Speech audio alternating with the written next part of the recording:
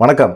எடப்பாடி பழனிசாமி அதிமுக, பாஜக கூட்டணி இது உருவாகிறதுக்கு வாய்ப்பே இல்லை அப்படிங்கிற மாதிரி சொல்லியிருந்தார். ஏற்கனவே நயினா நாகேந்திரனும் சரி, பாஜகவில் சில மூத்த தலைவர்களும் சரி, அதிமுகவோட கூட்டணி தொடரணும் அப்படிங்கிற மாதிரி அவங்க விருப்பம் தெரிவித்தாங்க. அண்ணாமலை பகிரங்கமாக எழுத்தாரு, வேணாம் அதிமுகவோட நம்ம கூட்டணியே வேணாம். அது அதிமுக இப்போ எடப்பாடிகிட்ட இருக்கிறது ஒருங்கிணைந்த அதிமுக இல்லை, அழிவு பாதையில் நோக்கி போயிட்டுருக்க நகர்ந்துக்கிட்டு இருக்க ஒரு அதிமுக. இவங்களை நம்பி யாருமே கூட்டணிக்குள்ளேயும் நுழைய மாட்டாங்க, இவங்களை நம்பி யாருமே சேரவும் மாட்டாங்க. அதிமுக இப்போ ஒரு அனாதை கட்சி ஆயிடுச்சு அப்படிங்கிறது தான் அண்ணாமலையோட எண்ணமே. அதனால் போகிற போக்கில் லண்டனுக்கு போகிறோம் அப்படின்னு சொல்லிட்டு டயத்தில் அடித்து நவுத்தி எரிஞ்சிட்டு போயிட்டார்.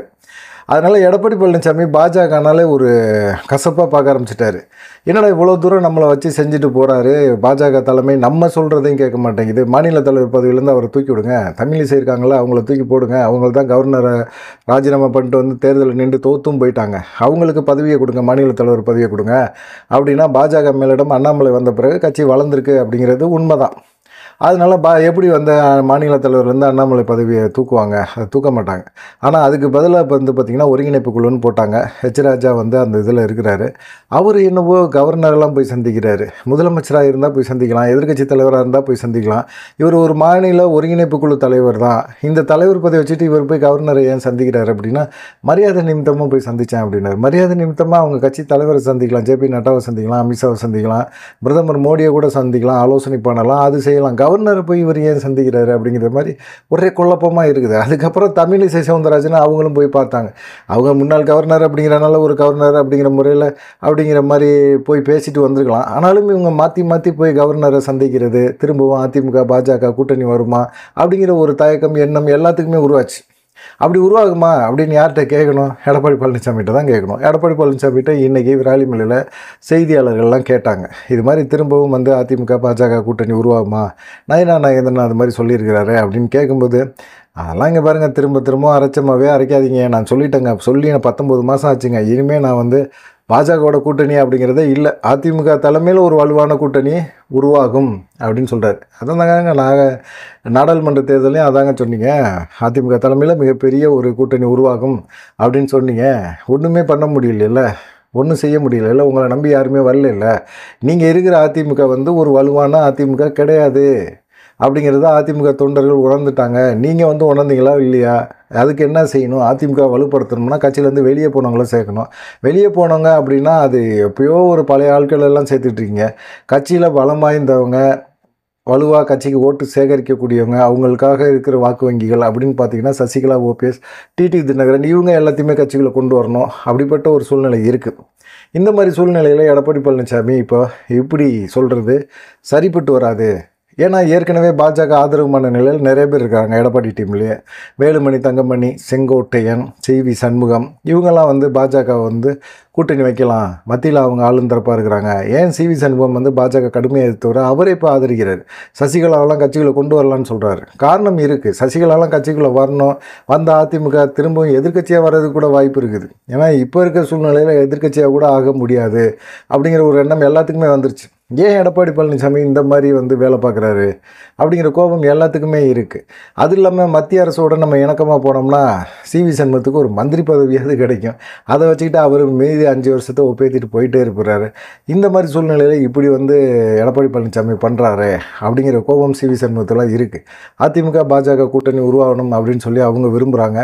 ஆனால் பார்த்திங்கன்னா அண்ணாமலைக்கும் எடப்பாடி பழனிசாமிக்கும் நடக்கிற ஒரு ஈகோ பிரச்சனையினால் இந்த கூட்டணி உருவாகலை அப்படிங்கிற மாதிரி தான் சொல்கிறாங்க. இப்போ ராஜாவும் தமிழிசையும் அதிமுக பாஜக கூட்டணியை உருவாக்கணும் அப்படின்னு அவங்க பேசுகிறாங்க அப்படின்னா அண்ணாமலைக்கு விருப்பம் இல்லை, இந்த மாதிரி கூட்டணியை உருவாக்கக்கூடாது. அதனால் அவர் படிக்க லண்டனுக்கு அனுப்பிச்சி விட்டுட்டு இவங்க கூட்டணி தொடர்பான பேச்சுவார்த்தை நடத்தினாலும் சில டிமாண்டுகளை வைக்கிறார். அண்ணாமலை தமிழ்நாடு மாநில தலைவர் பதவியிலேருந்து தூக்குங்க, எந்த காரணத்தை கொண்டும் அண்ணாமலை தேர்தலில் கூட, சட்டமன்ற தேர்தலில் கூட நிற்கக்கூடாது. யார்? எடப்பாடி பழனிசாமி அவங்க பாஜகவுக்கு வைக்கிற டிமாண்டு. கூட்டணிக்கு வந்தால் கூட்டணி தொடர்பான பேச்சுவார்த்தை நடத்தணுமே தவிர இவரை இந்த போஸ்டிங்லேருந்து தூக்கணும், இவர் சட்டமன்ற தேர்தலில் கூட நிற்கக்கூடாது அப்படிங்கிற மாதிரி ஒரு எண்ணம் இருக்குது. அவர் எடப்பாடி பழனிசாமி எங்கே நிற்கிறாரோ அங்கே அண்ணாமலை எந்த கட்சி ஆதரவும் இல்லாமல் நின்றா கூட எடப்பாடி பழனிசாமியை கண்டிப்பாக தோக்கடிப்பார், அது உறுதியாக தெரியுது. அப்படிப்பட்ட சூழ்நிலையில் அப்படிப்பட்ட ஒரு செல்வாக்காக வளர்ந்து நிற்கிறவரை எடப்பாடி பழனிசாமி கட்சியிலேருந்தே தூக்குங்க, இல்லைன்னா சட்டமன்ற தேர்தலில் அவர் போட்டி போடக்கூடாது, ரெண்டாவது அவர் மாநில தலைவர் இருக்கக்கூடாது அப்படின்னு எடப்பாடி பழனிசாமி பாஜகவுக்கு டிமாண்ட் வைக்கிறார்.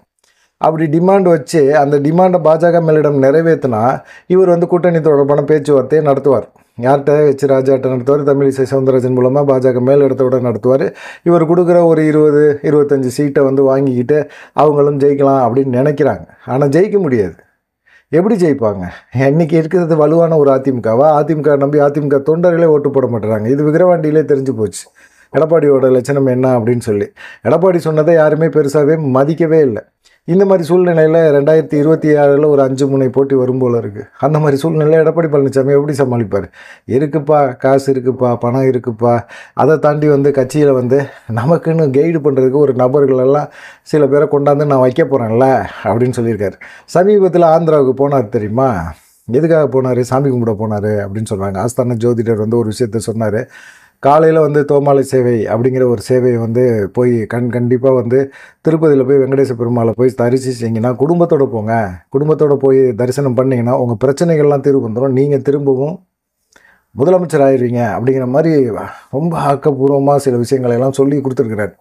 இவர் வந்து சாமி கும்பிட தான் போகிறேன் அப்படின்னு சொல்லிட்டு எல்லாத்துலேயும் போனார். ஆனால் உண்மையிலேயே அவர் சாமி கும்பிட போகல. இது வந்து ஒரு சாக்கு தான். திருப்பதி கோயிலுக்கு போகிறதுக்கு ஒரு சாக்காக சொல்லிட்டு போனார். உண்மையிலே அங்கே யாரை சந்தித்தார் அப்படிங்கிற ஒரு விஷயம் இருக்குல்ல. அங்கே வந்து பார்த்திங்கன்னா இப்போது ஆந்திராவில் சந்திரபாபு நாயுடுக்கு அரசியல் ஆலோசகராக இருந்தவர் அவரை போய் சந்தித்து பேசியிருக்கிறாரு. தமிழ்நாட்டில் வந்து எடப்பாடி பழனிசாமிக்கு அரசியல் ஆலோசகராக வேணும் அப்படின்னு சொல்லி பேசியிருக்காங்க. அவங்க பேசின ரேட்டு எல்லாத்துக்கும் வந்து ஓகே சொல்லிட்டு எடப்பாடி பழனிசாமி வந்திருக்கிறாரு. இந்த ஏற்பாடை யார் பண்ணது அப்படின்னு பார்த்திங்கன்னா எடப்பாடி பழனிசாமியோட பையன் மிதுன் தான் பண்ணியிருக்காப்புல. பண்ணி உடனே அவங்க வந்து சந்திக்க வச்சுருக்கிறாங்க. கிட்டத்தட்ட ஒரு 300 கோடி ரூபாய் அரசியல் ஆலோசகராக அவர் தொடர்றதுக்கு இந்த பணத்தை கொடுக்குறாங்க அப்படிங்கிறது தெரியுது. எடப்பாடி பழனிசாமி இவ்வளவு பணத்தை கொண்டு போய் ஒரு சும்மா சமூக வலைதளங்களை மட்டும் எடப்பாடி பழனிசாமி நல்லவர் வல்லவர் அப்படின்னு கொண்டு போய் மக்கள்கிட்ட ரீச் பண்ணுறதுக்கு 300 கோடி ரூபா கொடுக்குறாங்க அப்படின்னா இவர் இதை வச்சுக்கிட்டு எப்படி ஜெயிக்க முடியும்? அதிமுக தொண்டர்களுக்கு கொடுத்தா கூட ஒரு சந்தோஷமாக ஏற்றுக்கிட்டு வரிஞ்சு கட்டி வேலையை பார்ப்பாங்க. ஆனால் இங்கே ஒன்றுமே நடக்கலையே. இவர் எப்படி வந்து இவங்க வந்து அரசியல் ஆலோசகர்கள் வந்து எடப்பாடி பழனிசாமியை வச்சு என்ன பண்ண போகிறாங்க? ஒன்றும் செய்ய முடியாது. எடப்பாடி பழனிசாமி என்ன பண்ணார்? திமுக உள்ள ஆட்சியில் வந்து சட்டம் ஒழுங்கு கெட்டு போச்சு அப்படின்னு சொல்கிறாரு. ஆனால் அதிமுக எடப்பாடி பழனிசாமி ஆட்சியில் இருந்ததை விட சட்டம் ஒழுங்கு நல்லா தான் இருக்குன்னு சொல்கிறாங்களே. அங்கே இதே சொல்கிறது சட்டம் ஒழுங்கு ஆணையமே சொல்லுது. இந்த மாதிரி சொல்லும்போது எடப்பாடி பழனிசாமி எங்கே திரும்பவும் வந்து திமுக ஆட்சியில் சட்டம் ஒழுங்கு கெட்டு போச்சு அப்படின்னு சொல்கிறது என்ன இருக்குது? ஒன்றுமே இல்லை. எடப்பாடி பழனிசாமி என்ன பேசுகிறதுனே தெரியல. எடப்பாடி பழனிசாமி என்ன சொல்கிறாரு? திமுக எதுக்குறேன்னு சொல்லிட்டு முதலமைச்சர் வந்து மருத்துவத்துக்காக போயிருக்கிறாரு, அமெரிக்காவுக்கு முதலீட்டுக்காக போயிருக்கிறாரு, வெள்ளை அறிக்கை விடுங்க அப்படின்னு கேட்குறாரு. இது என்ன இது? அவர் டெய்லி மீடியாவுக்குள்ளே எல்லாருமே பார்க்குறாங்க. அவர் நடந்து போகிறாரு, அவர் சைக்கிள் ஓட்டுறாரு, தொழிலதிபர்களை சந்திக்கிறாரு, முதலீட்டுக்காக அவர் போராடுறாரு அப்படிங்கிற விஷயம்லாம் எல்லாத்துக்குமே தெரியுது, ஓப்பனாக தெரியுது. எடப்பாடி பழனிசாமி டிவி பார்க்குறது இல்லையா? துப்பாக்கி சூடு மட்டும்தான் டிவியில் பார்த்து தெரிஞ்சுக்குவாரா? மற்ற எதுவுமே எடப்பாடி பழனிசாமி பார்க்கவே மாட்டாரா? எழுதி கொடுக்குறத வாங்கி வச்சுட்டு படிக்கிறாரு, அவ்வளோதான். இது வந்து மக்கள் ஏற்றுக்கவே மாட்டாங்க, கண்டிப்பாக ஏற்றுக்க மாட்டாங்க. இந்த விஷயங்களை ஏற்றுக்கவே மாட்டாங்க. போல்டாக அரசியல் பண்ண தெரிஞ்சிருக்கணும். அரசியல் பண்ண மாட்டேறாங்க. 2 பேர் மேலேயுமே அதிருப்தி இருக்குது. முதலமைச்சர் மேலேயுமே அதிருப்தி இருக்குது, எடப்பாடி பழனிசாமி மேலேயுமே அதிருப்தி இருக்குது. இதை 3வது யார் கைப்பற்ற போகிறாங்க அப்படின்னா சீமான், விஜய் இல்லை அண்ணாமலை கைப்பற்றுவார் அப்படிங்கிற 2026 அண்ணாமலையோட அந்த பேச்சு இருக்குல்ல, அந்த பேச்சு போல்டாக அட்டாக் பண்ணுறது, யாருமே பதில் சொல்ல முடியாத அளவுக்கு கேள்விகள் கேட்குறது, புள்ளி ஓரங்களோட பேசுகிறது, எந்த இதையுமே எழுதி வைக்காமல் படிக்கிறது, இது வந்து மக்கள்கிட்ட வந்து ரொம்ப ரீச் ஆகிருக்கு. சராசரி ஒரு தொண்டன் கூட இந்த அளவுக்கு திறமையான ஒரு படித்த ஒரு இளைஞரை முதலமைச்சராக்குனா என்ன? முதல்வன் படம் மாதிரி உடனே அதிரடி நடவடிக்கைலாம் நிறைய எடுப்பார் அண்ணாமலை அப்படிங்கிற ஒரு நம்பிக்கை அவங்களுக்கு வந்துருச்சு. அதனால அண்ணாமலை மேலே ஒரு நம்பிக்கை இருக்குது அப்படின்னு சொல்கிறாங்க. பார்க்கலாம். அண்ணாமலை வேணான்னு எடப்பாடி பழனிசாமி சொல்லிகிட்டு இருக்கார். அண்ணாமலை வேணாம், அண்ணாமலை வந்து சட்டமன்ற தேர்தலையும் நிற்கக்கூடாது. அப்படி வந்து இதுக்கெல்லாம் ஒத்துக்கிட்டா பாஜகவோட அதிமுக கூட்டணி தொடர்பான பேச்சுவார்த்தையை நடத்துவாங்க. அப்படி இல்லைன்னா நாங்கள் நடத்த மாட்டோம் அப்படின்னு எடப்பாடி பழனிசாமி பாஜகவுக்கு ஒரு டிமாண்ட் வச்சுருக்காரு. மாநில தலைவர் பதவியும் தூக்க மாட்டாங்க. சட்டமன்ற தேர்தலில் எடப்பாடி பழனிசாமிக்கு எதிராக தான் அண்ணாமலை நிற்பார். எடப்பாடி பழனிசாமி எந்த தொகுதியில் வேணாலும் நிற்கட்டும், அந்த தொகுதியில் அண்ணாமலை நிற்பார் அப்படின்னு பாஜகவில் இருக்காங்க. ஆனால் சிலர் எடப்பாடி பழனிசாமி ஆதரிக்கிற பாஜக சீனியர் இருக்காங்கள, நம்ம சட்டமன்றத்தில் ஜெயிக்கணுங்க, நம்ம கால் ஊனணுங்க, 4 தான் ஜெயிச்சு வச்சுருக்கோம் இந்த இதில், அடுத்ததில் வந்து இன்னொரு 10-15ன்னு நம்ம எம்எல்ஏக்கள் போனோம்னா அப்படியே நம்ம டெவலப் பண்ணிக்கலாம். அந்த வேலையே கதைக்கே ஆகாது. இப்போ நாடாளுமன்றத்தில் அதிமுக பாஜக தலைமையில் ஒரு கூட்டணியை அண்ணாமலை உருவாக்கிட்டார். சட்டமன்றத்துலேயும் அதே போல் வலுவான ஒரு கூட்டணியை உருவாக்கி கட்சியை வந்து ஒரு நல்ல பாதையில் கொண்டு போவார் அப்படிங்கிற மாதிரி சொல்கிறாங்க. இந்த 4 சீட்டு ஜெயிச்சதுக்கும் அதிமுக தான் காரணம்னு ஜெயக்குமார்லாம் சொல்லிட்டு இருக்காரு. இவங்க 66 ஜெயிச்சதுக்கும் பாஜக தான் காரணம்னு அண்ணாமலை சொல்கிறார். ஆனால் பார்த்தீங்கன்னா நாடாளுமன்ற தேர்தலில் பாஜக வளர்ச்சியை காட்டியிருக்கு. அப்படிங்கும்போது கண்டிப்பாக சட்டமன்ற தேர்தலில் மிகப்பெரிய ஒரு வெற்றியை கொடுக்கும். இல்லை அப்படின்னா எதிர்க்கட்சி அந்தஸ்தாவது பெறும் பாஜக அப்படிங்கிறது தான் அண்ணாமலையோட எண்ணமாக இருக்குது. அண்ணாமலை என்ன செய்ய போகிறாரு? எடப்பாடி பழனிசாமி பாஜகவோட கூட்டணியில் அரைச்சமாகவே நீங்கள் அரைக்காதீங்க, வேணாம், நான் சொல்லிட்டேன், அதிமுக தலைமையில் தான் கூட்டணி அப்படிங்கிற மாதிரி அவர் பேசிகிட்டு இருக்காரு. பேசிக்கிட்டே இருக்கட்டும். அவர் எவ்வளோ காலத்துக்கட்டத்துக்கு இதே போல் பேசுகிறாரு அப்படிங்கிறத பார்க்கலாம். இதெல்லாம் எதுக்காக தெரியுமா? சரி, திமுக வந்து திரும்பவும் ஆட்சியில் உட்கார வைக்கணும் அப்படிங்கிற எண்ணத்துக்காக எடப்பாடி பழனிசாமி மறைமுகமாக செயல்படுறாரு அப்படிங்கிறது தெரியுது. பார்க்கலாம். நீங்கள் என்ன நினைக்கிறீங்க அப்படிங்கிறதையும் மறக்காமல் கமெண்ட் பண்ணுங்கள். நன்றி, வணக்கம்.